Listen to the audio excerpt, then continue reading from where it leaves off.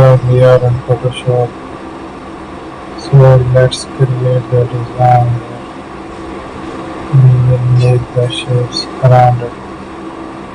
We have to add a paint here using active lines. So we will keep on editing, generate the shapes area, add another paint. It's a pattern stamp here. Thank you for watching the video. Don't forget to subscribe my channel. So here we are. Add the designs here. Let's make the changes.